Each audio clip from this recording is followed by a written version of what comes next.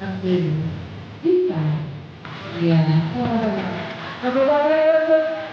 Ibu-ibu yang luar biasa ini. Oke.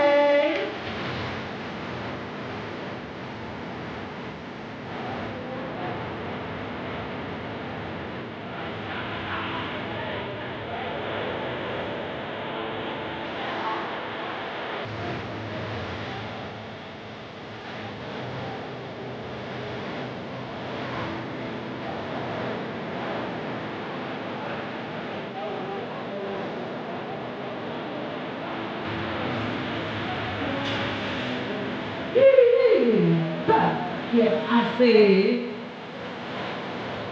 Pada semua punya memori waktu sebelumnya. Iya.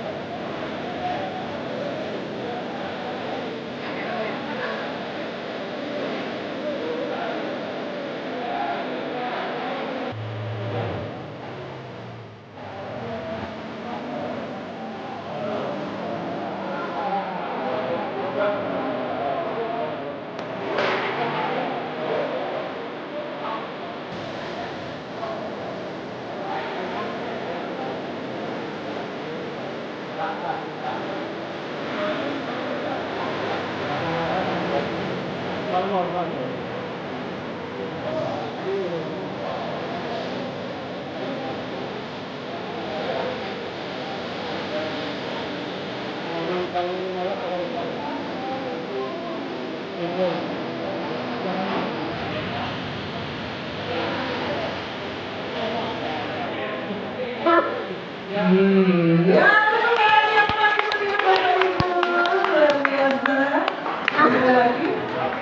satu lagi. Oke, satu lagi. Iya, satu lagi. Wah, Jogja istimewa, semuanya bisa ikut nyanyi ini ya. Wow.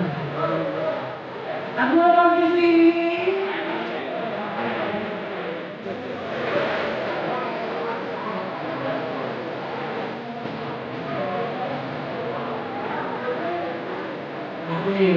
Yeah.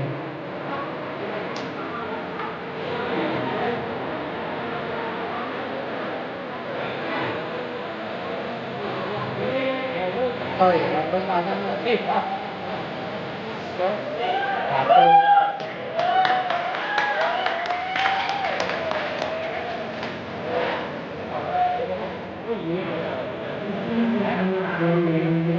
Ayo, ayo.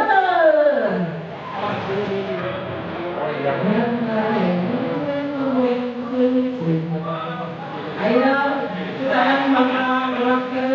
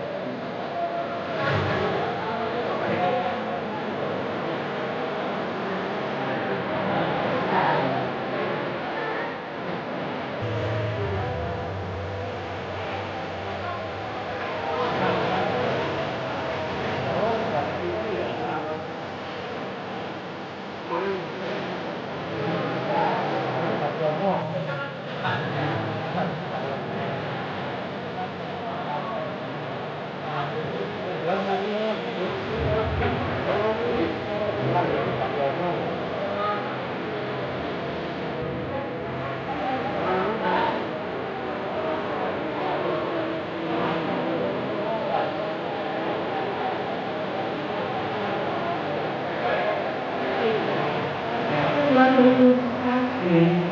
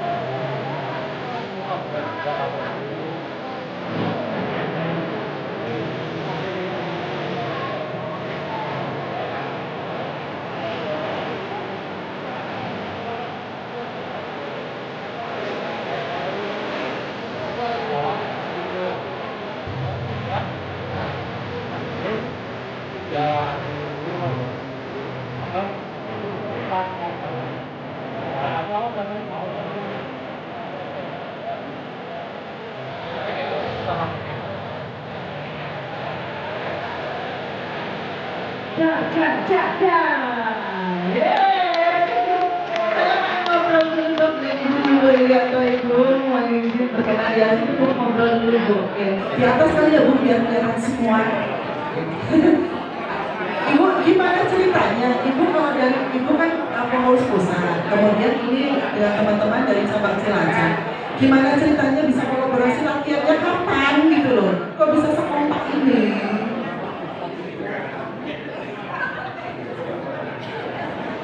Kapan ya Bu? Tadi malam. Tadi malam ya.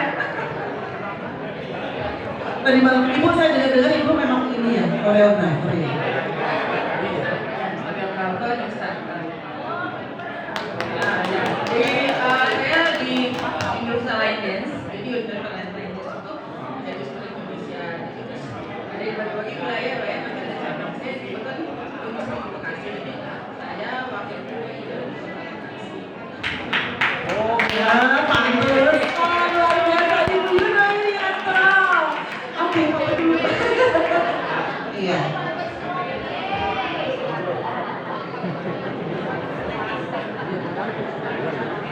Terima kasih Bu. Yang pertama ya.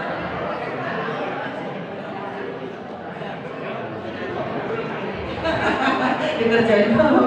Ya terima kasih Bu, luar biasa. Gerakannya kelihatan ya kalau memang leader itu ya. Bu Irianto sehat selalu dan sukses ya bersama Ibadah. Baik, sekarang tiba saatnya kita ke acara inti karena kita kedatangan beliau Bapak Yudo Irianto, Ketua Pusat Himpunan yang membawa oleh-oleh ya Pak ya untuk sosialisasi. Monggo dengan segala hormat dipersilakan Bapak untuk bisa menyampaikan sambutan sekaligus juga sosialisasi mengenai biaya angkut jenazah itu tadi ya.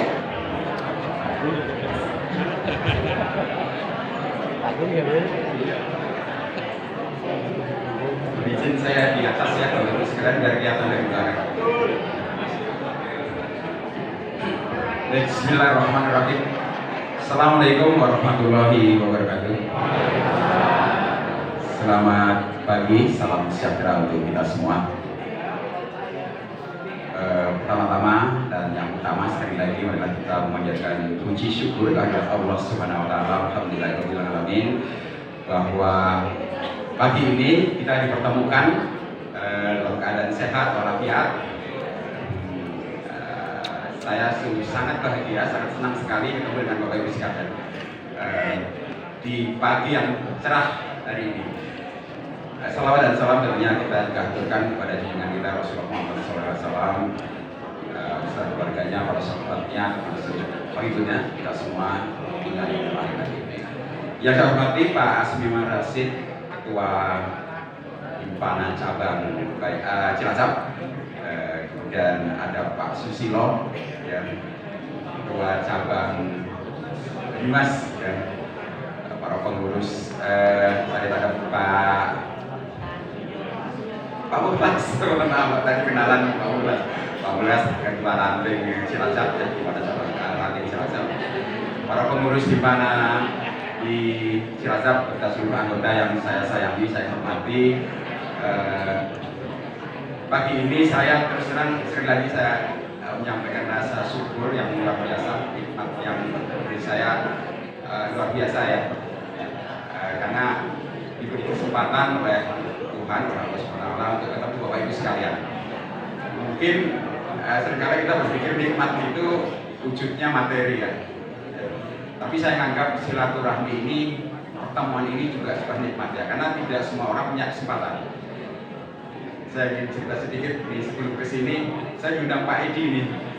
Pak Edi ini beliau pengurus Cirebon, tapi sering di Jakarta ya, untuk hadir di Cirebon.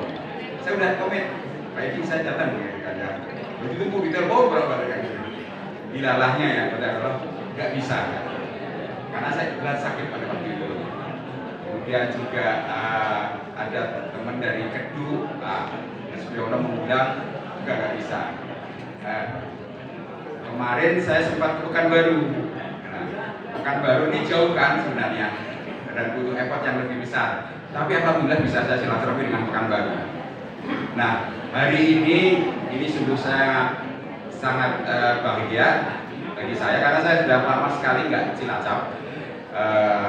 Jadi kalau flashback ke belakang nih Bapak Ibu sekalian, saya sebenarnya cukup lama di Pertamina, hampir 30 tahun. Di Cilacap ini saya awali pada saat saya on the job training Pak, waktu masuk pendidikan BPS SDM angkatan pertama. Jadi itu tahun 89. Saya on the job di training di sini 3 bulan. Ya, saya ingat itu. Nah setelah itu kebetulan nggak pernah lagi ke Cilacap, paling lewat-lewat saja kan. Jadi memori saya yang saya ingat adalah 33 tahun yang lalu. Dan hari ini sungguh sebuah kebahagiaan bagi saya, ketemu Bapak Ibu semua yang keren semua, sehat-sehat semua, dengan kostum yang luar biasa ya Bapak Ibu sekalian. Tepuk tangan untuk himpunan kita. Tadi saya divisi Pak Asmiwan bahwa atau disampaikan di laporan tadi akan menjelaskan tentang BPJ. Tapi kemarin sempat ngobrol dengan Bu Umi, Pak Yudo, teman-teman ingin ketemu sebenarnya. Tadinya saya pikir ini HBH Bapak Ibu sekalian, halal, tapi katanya ya Pak Asmar ya HBH-nya sudah ya. Jadi kita saya diminta Bu Umi dalam komunikasi dengan kami untuk ya kenalan lah barangkali, karena kita sudah lama mungkin ya sudah bagaimana, tapi online saja atau mungkin tidak secara langsung. Nah pagi ini kita berkesempatan tatap muka, dan pada kesempatan yang baik ini saya yang pertama-tama ingin berkenalan dulu lah dengan Bapak Ibu sekalian, khususnya memperkenalkan diri biar Bapak Ibu kata orang tak kenal maka tak sayang ya. Jadi pagi ini saya hadir berempat sebenarnya Bapak Ibu sekalian. Tadi dengan istri saya yang pertama disalahin ya. Dengan istri saya Mbak Retno Wulansari tadi yang sempat joget-joget tadi itu. Istri saya Bapak Ibu sekalian. Kemudian ada Pak Edi Saputra. Mohon berdiri Pak Edi. Edi Saputra, beliau ini sebenarnya pengurus di Cirebon, ya nasihat di Cirebon, tapi sering kita ini Pak ya, sering sama-sama kan. Kemudian ada Pak Bambang SPR, ini nggak asing lagi, biasanya pekan di mana-mana nih. SPR-nya apa Pak Bambang? Bukan super ya, bukan ya? Persoalan rupiah. Jadi kami hadir berempat Bapak Ibu sekalian, dan kemarin sore ya maghrib kami hadir. Jadi kami berangkat jam 6 pagi karena kebetulan ada undangan halal bihalal di cabang Bandung. Saya diundang ke cabang Bandung, jadi kami harus ke Bandung dulu, ya kurang lebih 2,5 jam 3 jam. Di sana ada acara 2 jam, saya pamit kira-kira jam 12 ke sini dan jam 6 sore nyampe di sini tadi malam. Jadi ini effortnya terus terang cukup panjang ya, hampir 9 jam ya barangkali ini di perjalanan. Tapi karena saya ingin sekali ketemu dengan Bapak Ibu sekalian, hilanglah capeknya. Alhamdulillah pagi ini kita ketemu dan mudah-mudahan kita bisa nanti berkesempatan untuk ngobrol dan lebih interaktif lah. Jadi saya mungkin tidak akan menyampaikan secara monolog dari saya ya, tapi kita mungkin mengharapkan mungkin masukan-masukan, mungkin ada pertanyaan yang Bapak ingin sampaikan kepada kami mumpung kita ketemu. Jadi monggo saja. Sebelumnya saya mungkin ingin nanya ke panitia, waktunya berapa menit ya untuk kesempatan ini? Oke, tadi.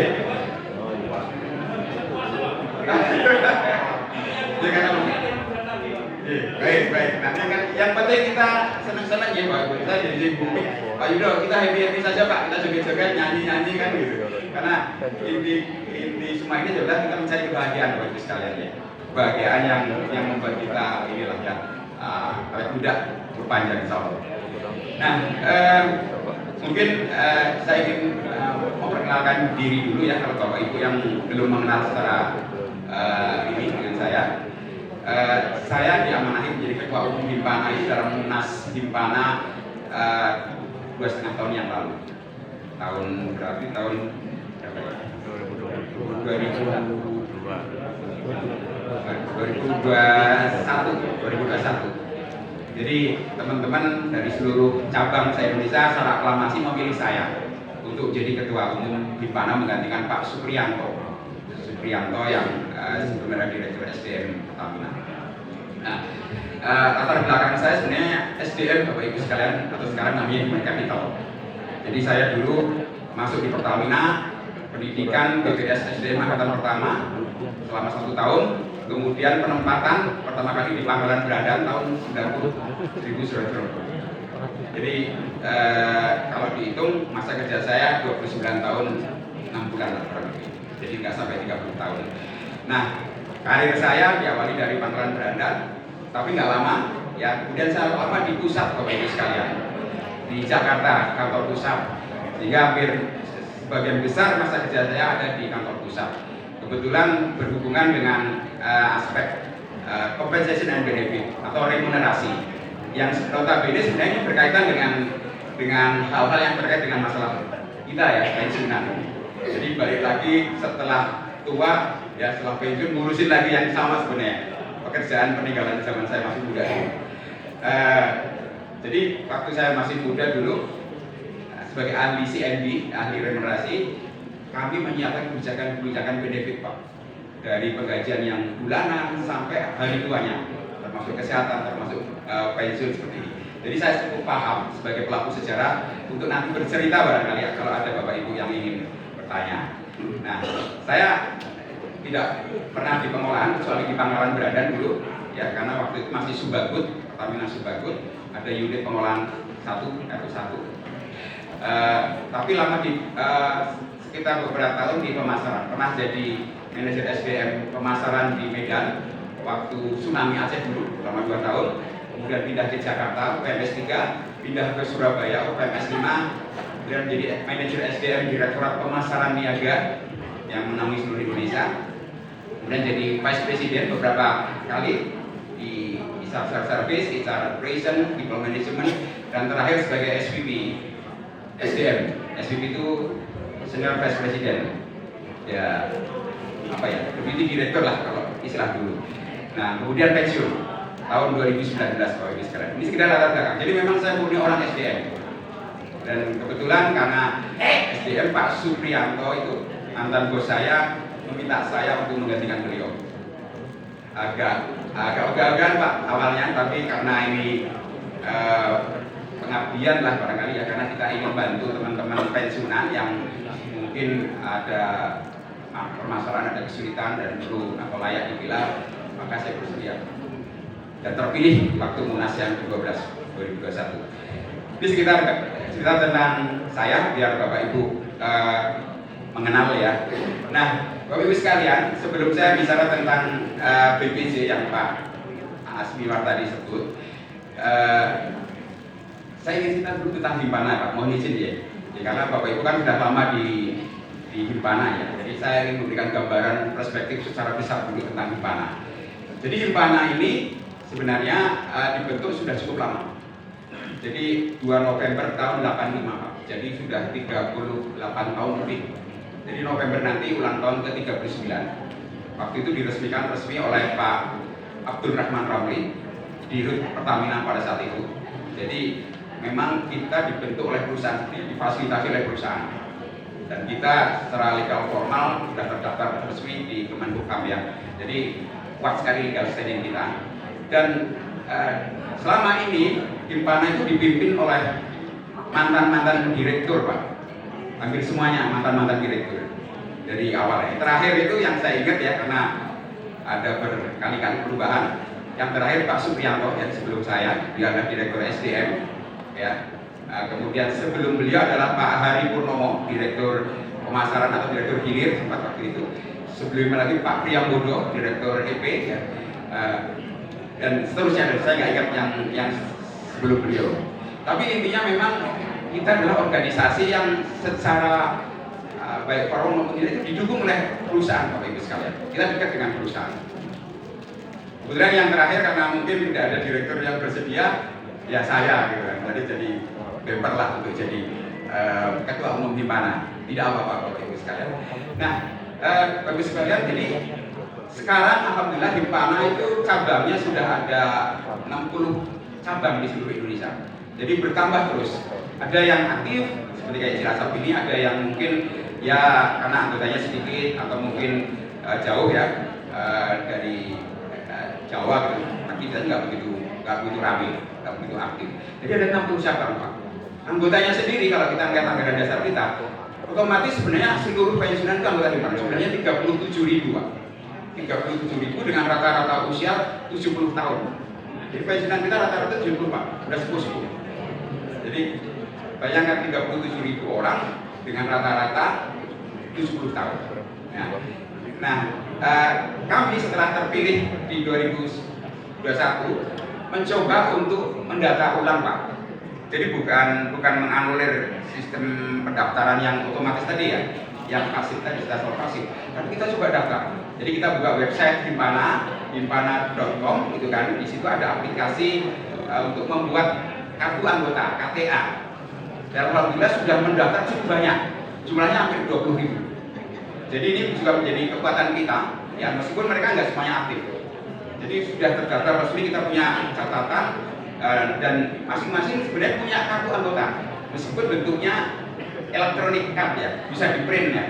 Kita kirim ke email yang pada saat daftar, kemudian di print bisa, di print pakai e-money juga bisa kan. Sehingga seperti saya punya seperti itu, dan teman-teman yang lain juga mungkin ada yang seperti itu. Jadi ini menjadi apa namanya pemersatu kita lah keanggotaan ini. Dan ini penting ya bagi kita semua dalam konteks organisasi kalau itu untuk memperjuangkan. Jadi Bapak Ibu mungkin tahu, mungkin besok ya. Jadi sebenarnya perkumpulan pensiunan itu kan cukup banyak. Kita tahu di setiap fungsi itu ada paguyuban. Pengolahan itu ada P4 dipimpin oleh Bu Rupi. Bu Rupi itu mantan direktur pengolahan, mantan direktur SDM, mantan bos saya. Itu memimpin P4 paguyubannya pengolahan. Kemudian ada sesama di pemasaran, kemudian ada fungsi kayak Pak Edi ini di logistik, di tempat saya ada personalia atau SDM, ada keuangan dan lain-lain. Tapi ini beda Bapak Ibu. Mereka tidak punya legal formal ya, tidak punya legal standing dalam pengertian tidak diaktakan, tidak punya organisasi formalnya yang terdaftar di Kemenhukam. Jadi mereka sekedar paguyuban dan orientasi visi-visinya lebih kepada ya silaturahmi. Kami kumpul-kumpul nostalgia, gitu kan, kita happy gitu kan, ada kegiatan arisan masing-masing. Nah, Himpana berbeda dengan itu. Awalnya memang kita sama seperti itu. Nah, tapi kemarin pada saat saya pilih, saya mencoba untuk menjadi lebih aktif Bapak Ibu sekalian. Jadi kita tidak bisa sekedar orientasi ke belakang, ke masa lalu, bernostalgia yang mungkin tidak berdampak apa-apa bagi kita, kecuali kita menjadi lebih senanglah silaturahmi. Tapi kita mencoba ke depan karena harapan kita ada di depan, gitu kan ya. Jadi bagaimana Himpana itu punya sesuatu yang kita bisa perjuangkan untuk masa depan kita, ya. Dan nanti saya akan cerita sedikit apa itu Bapak Ibu sekalian. Jadi kita nggak bicara belakang terus nengok ke belakang ya, tapi kita ke depan jika ada harapan, ada semangat kita untuk ya sama-sama. Dan kami butuh dukungan ya seluruh warga Himpana. Dari tadinya mungkin tidak ketahuan, sekarang sudah cukup banyak. Dan itu sangat efektif Bapak Ibu kalau kita terorganisasi dengan baik. Kamu bahas. Jadi kemarin ya kalau Bapak ini mungkin mengawali sedikit ya. Kemarin kita memperjuangkan, kami Himpana ya, pusat memperjuangkan untuk kenaikan BPJ yang nanti kita akan jelaskan. Ya, dari 3 juta menjadi 10 juta, naik 300% lebih. Kemudian di Lebaran kemarin kita memperjuangkan dan berhasil menaikkan bantuan hari raya yang dari perusahaan. Ya, mestinya kita minta 2 kali naik 100%, tapi dikabulkan 50% juga naik 500.000. Alhamdulillah. Tapi bukan tepuk tangan nih Bapak Ibu. Jadi meskipun mungkin nilainya ya tidak begitu besar ya, atau mungkin itu kan cuma segitu kan. Tapi ada hal-hal yang sangat fundamental yang penting bahwa kita diakui, suara kita didengar. Bagaimana kita bisa didengar? Kalau kita besar, kalau kita solid, maka suara kita akan kencang dan nyaring dan kedengeran. Bayangkan kalau di belakang saya ada 37.000 orang ya, lebih besar dari jumlah pekerja aktif kita, gitu kan? Itu bunyikan di rut Pertamina pasti agak ini juga, gimana ini? Nah, saya mengajak kita bersama untuk kompak solid. Makanya di dalam kepengurusan saya kami banyak coba untuk melakukan pembaharuan, termasuk logo ya. Saya lihat di plang di sini logonya belum berubah ya. Terus sekarang kita mirip-miripkan dengan Pertamina, karena itu bagian dari Pertamina, bukan kuda laut yang dulu ya. Saya tidak menyalahkan atau tidak antipati, tapi karena hampir semua grup Pertamina logonya sudah berubah, biru, hijau, merah kan, gitu kan. Jadi kita karena bagian dari situ juga harus berubah seperti itu. Ini bagian dari mencoba kita untuk konsolidasi secara organisasi, termasuk pada stakeholder kita seluruhnya, sehingga kita menjadi bagian dari mereka. Jangan sampai pejabat Pertamina itu nggak ngerti Himpana. Ini apa nih katanya? Udah laut yang sendirian kan, kesepian kan. Jadi kita coba untuk menjadi sewarna, satu keluarga dengan Pertamina, secara keseluruhan grup Pertamina. Ini salah satu, nanti kita akan saya akan ceritakan sedikit banyak tentang bagaimana upaya di pengurus pusat di kami untuk mendorong Himpana itu punya peran lebih terhadap para pensiunan. Karena terus terang saat saya menjabat itu banyak sekali kata-kata minor ya, kritis, mungkin agak sedikit sinis ya. Apaan itu Himpana? Gitu kan ya. Jika pada saat mau diajak ke Himpana pada nggak mau. Tapi saya mendengar kemarin dari kepala ketua cabang yang saya datangin itu, Pak sekarang beda sekali Pak. Mereka pengen jadi anggota gimana caranya dan segala macam kan. Karena mungkin mendengar viral pada saat kemarin ada kenaikan tadi dan itu dari perjuangan Himpana. Jadi saya ingin sedikit memberikan gambaran kepada Bapak Ibu sekalian agar kita semakin semangat ya di dalam konteks berorganisasi. Jangan melihat dari sisi individu kita sendiri Pak. Kadang-kadang kan mungkin kita nggak perlu ya, karena merasa sudah cukup, itu kan sudah mudah dalam mengakses hak kita. Tapi banyak sekali saudara-saudara kita yang kesulitan Pak. Ya, di luar Jawa sana lebih sulit lagi. Jadi Bapak Ibu mungkin paham ya, bahwa setelah kita pensiun, kita PHK dari perusahaan, sebenarnya kan perusahaan nggak ngurusin kita, ya. Urusan kita itu diserahkan ke 2 lembaga. Yang pertama itu dana pensiun Pertamina atau DAPEN, ya. Tugasnya dia adalah mengembangkan uang kita yang tiap bulan dulu waktu kita masih aktif kita setor ke mereka. Jadi uang itu harus diinvestasikan, harus berkembang untuk mensejahterakan kita, untuk membayar uang pensiun kita tiap bulan. Jangan kurang, gitu kan? Itu caranya ya macam-macam, termasuk data ulang dan investasi segala macam. Itu dana pensiun. Kan. Yang satu lagi adalah Yankes. Yankes Yayasan Kesehatan Pertamina itu dibentuk khusus untuk ngurusin pensiunan Pak. Kebetulan saya yang membuat, yang meng-create atau yang mengusulkan YAKES tadi. Jadi tujuannya memang karena pada waktu itu kita kan diberikan bantuan Pak ya, bantuan kesehatan ya. Tapi bentuknya bantuan Pak. Memo dari Direktur SDU, legal standingnya lemah sekali. Di bantuan itu sifatnya tidak mandatori, tidak wajib. Bisa boleh, bisa enggak. Dulu perusahaan sering ngeles kan. Bantuan itu hanya diberikan pada tempat-tempat yang ada fasilitas kesehatan Pertamina. Jadi misalnya ada klinik Pertamina, ada rumah sakit Pertamina. Tapi yang tidak ada itu nggak dapat benefit itu, nggak dapat hak untuk mendapatkan layanan kesehatan. Pada saat itulah ya kan itu. Jadi kemudian itulah yang karena waktu itu juga menjadi permasalahan Pak. Ini saya agak sedikit ya. Karena pada saat itu menjadi temuan. Temuan karena apa? Karena kita sudah PHK, Pak. Sudah putus hubungan kerja dengan perusahaan. Nah, kenapa kok perusahaan masih ngasih duit? Kenapa orang-orang kesehatan masih ngurusin pensiunan?